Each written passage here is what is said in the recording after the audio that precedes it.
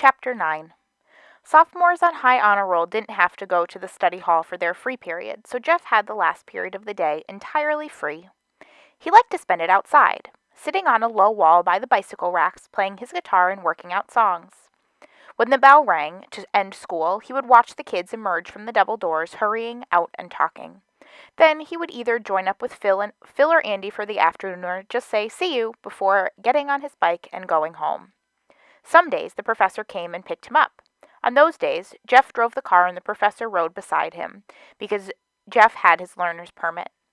The afternoons were slow, easy hours, and Jeff savored them, whatever happened in them. Early in October, he was working out a song he'd heard on a record, trying to figure out how to keep the rhythm of his backup without losing the sense of flowing melody. It was a matter of balancing, of keeping things in proportion. He kept trying to get it right. "When first unto this country a stranger I came, and I courted a fair maid, and Nancy was her name." About 1 second after the final bell rang, a kid came out through the doors. A kid with somewhere to go, Jeff thought, continuing to play. The kid wasn't anyone he knew. A narrow head with ragged, dark hair, cut-offs, t-shirt, and long, skinny legs. What held his eye, as he sat playing his guitar in mild October light, was the lift of the kid's chin. That chin raised. Not high, not angry. Brave, maybe? Purposeful. He looked at the kid's face. Even features and a straight nose, eyes dark and the mouth large. His hands played as his mind wandered. The kid turned in Jeff's direction, as if the music were some kind of string winding around the long legs. Jeff kept his eyes down, watching at the periphery of his vision the awkward and reluctant approach, as if the long legs were trying to move away from him but moved instead toward him. He'd never seen more tired-looking sneakers in his life, he thought, and looked up into the pair of dark hazel eyes, brown shot with greens and golds. A girl? What did she want? An 8th grader, probably. She had no figure, especially in those clothes. "I never heard that song," she said. She didn't want to say that. She didn't want to be drawn over to him, but she couldn't do anything to stop herself. She couldn't stop herself from coming over, or from asking, even though she wanted to. Jeff sang the song all the way through. Her presence affected his voice, which had settled down over the summer. She listened so intently he was confused. She stood so still he barely dared look at her. Or maybe it was her eyes that he didn't want to look at, because he had seen the way the music coiled around her and drew her to him. In her eyes, seen something helpless in her against music and melody. She stared at his hands playing and soaked in his song in a way that made him think, for the first time in a long time, of the island, of solitude and space and the waves tumbling onto the broad white beaches. He finished the song and looked up at her. She had her hands jammed awkwardly into her pockets. The melody of the song still played behind her eyes. He was sure of it. He played a couple of chords so the thread of music wouldn't be broken between them. "Have a sit, kid," he said, himself awkward, and that broke the spell, and she was free because he'd said it wrong. She shook her head and turned abruptly away. He watched her back, her straight shoulders, the long-legged way she walked. About a week later, she marched back up to him, wearing a boy's shirt this time, chin high, and demanded, "What are the words for that song?" Jeff didn't know how to take it, and why she came up cross to ask a favor. He felt like smiling at her, but kept his face expressionless because he didn't know how she'd react. He recited the verses without playing any music. He had all of her attention, and he was willing to bet she'd remember the words. Her face and expression looked intelligent, alert. She didn't thank him, just went off to get on her bike and ride off. He saw her a couple of times in the hallways, always alone. He watched for her after school. He would cast out his song like a fisherman his line, and she'd get drawn in because she couldn't help it. Finally, he introduced himself. "My name's Jeff Green." She nodded her head, her eyes wary. "What's yours?" he asked. He kept on playing, not even a melody, just any music, so she wouldn't take off. "Dicey Tillerman," she told him. He knew the name and remembered the old lady with the red boat. "You related to the old lady with the farm?" he asked. That was the wrong thing to say. He could see it in her eyes, in her chin. He held her with music. "What are you, a grandchild?" She nodded again. She wasn't going to say anything. Stubborn. Jeff kept himself from grinning. Stubborn and prickly. Listen, can you sing the melody for the coat of many colors? He asked on impulse. I want to try a harmony. She didn't want to. She didn't sit down, but she started to sing. He kept the guitar soft, listening to her voice and trying to harmonize with half of his attention. She didn't have a great voice, but it sang true notes. She sang the song plainly, her voice round and strong. He could hear in her singing how much she liked the song.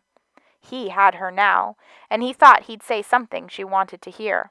You sing pretty well. Not particularly, just better than you. Jeff didn't know how to take that. He didn't know what to say next. My sister is the one who can really sing, she continued. You should hear her sing this song. She liked her sister.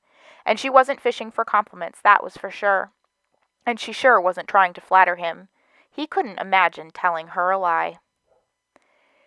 He put a friendly expression on his face. I'd like to. He waited for her to ask him out to her house. I gotta go now, she said. Jeff was surprised. He felt things shift on him, like a shift in the tide. She was about to run away on him. Why? He asked. I've got another song you might like. All she answered was, I gotta go. Well, he probably couldn't stop her, he guessed. He bet nobody could stop her when she wanted something or had something she had to do. Probably that was what appealed to him, her determination.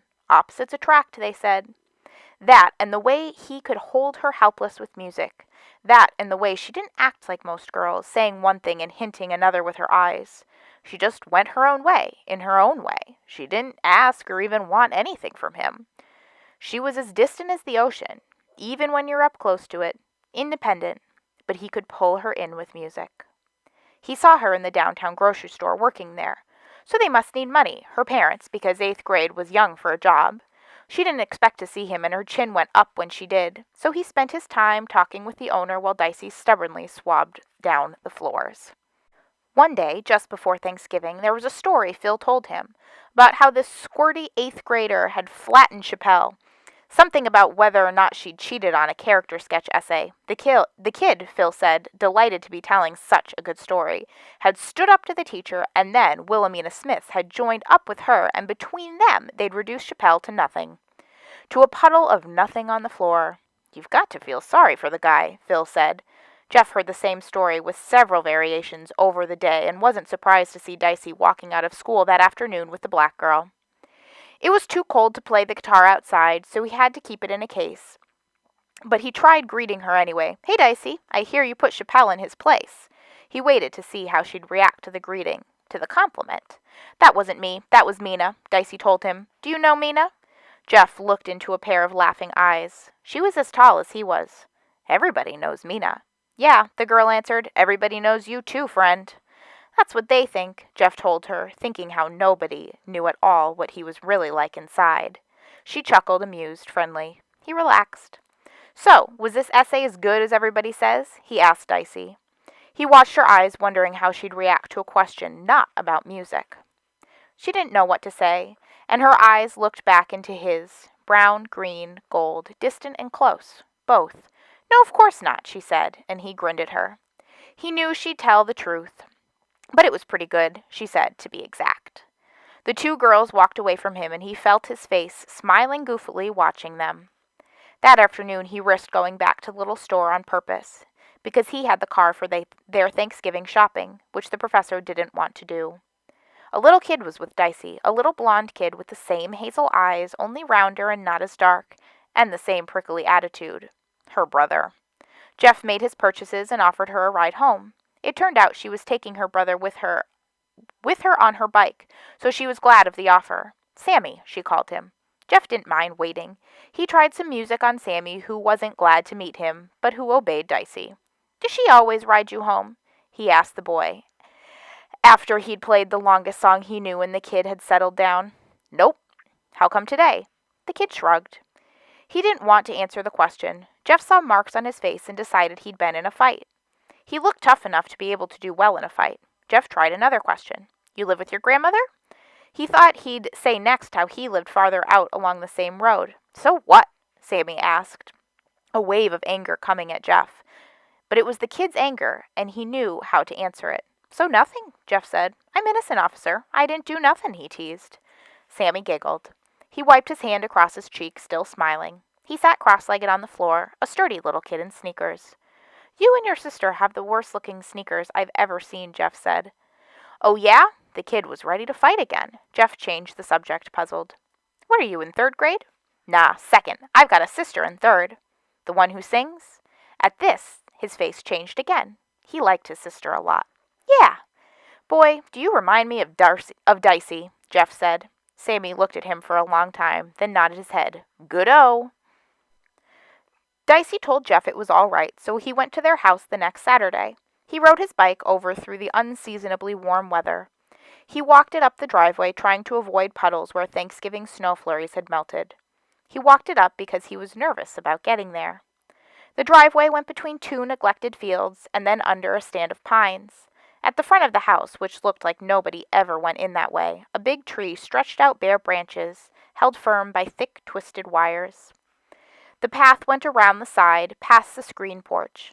Jeff didn't see anybody around. He had his guitar slung across his back, and he stood for a minute, looking around, feeling awkward, thinking maybe he'd go home, noticing that they had a big garden out behind the house and a path through it that led down to the marshes. He considered turning around and riding home, but he was curious about this singing sister. The door of the barn, its bottom rotted away in large pieces, had been braced open. He looked inside. Dicey had her back to him. She wore cutoffs and a t-shirt. She didn't know he was there. She was scraping paint off the hull of the little boat, a sailboat, he guessed, from the deep curved keel, and he could see the mast laid on the ground over by some stalls.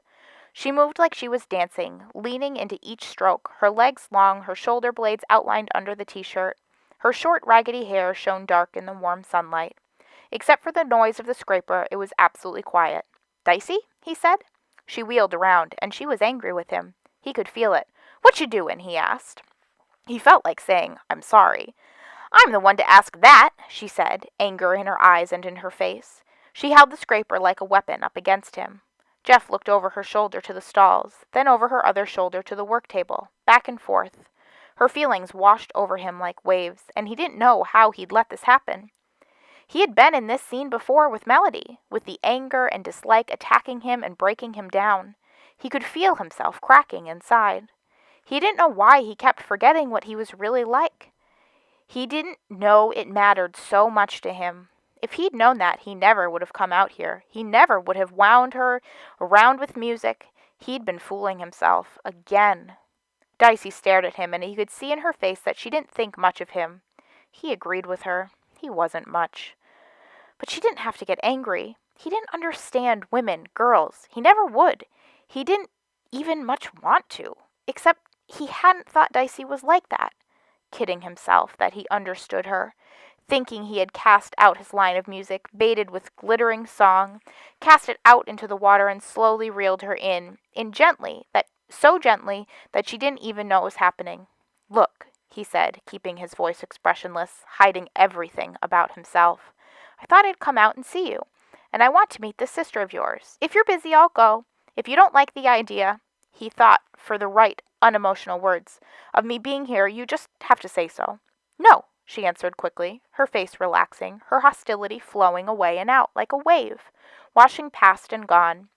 "It's not that. Come on in. I've only got a little more to do here. I was just surprised to see someone." Jeff was surprised himself how relieved he was to hear her say that. But if this was what she was like when she was only surprised, she would be a terror if she was angry. He leaned his bike against the post and came closer cautiously. He took the guitar off his back. "If that's the way you react to surprises, I'll be careful not to surprise you again," he promised her. It was, now that he thought about it, pretty funny, the whole scene. For a long moment she kept looking at his eyes, and then she smiled at him, just briefly, because her smile disappeared as fast as it came, even though it stayed, somehow, bright behind her eyes. He was glad he'd stayed out her anger. Glad because of the smile, and glad because he'd had the courage. Her smile told him she liked him for fighting back. When she asked him to play a song while she finished, he had to strum chords for a while and pretend to be tuning up until he settled down. He didn't want her to see how unsettled he'd been by the whole thing, how unsettled he still was. He had thought he was the fisherman, but he saw now she had pronged him with a single stroke, pronged him through the heart, and he was caught. Just like with Melody, caught. But this wasn't Melody. Dicey wasn't. And besides, he didn't feel pronged. He felt overwhelmed, out of breath, breathless.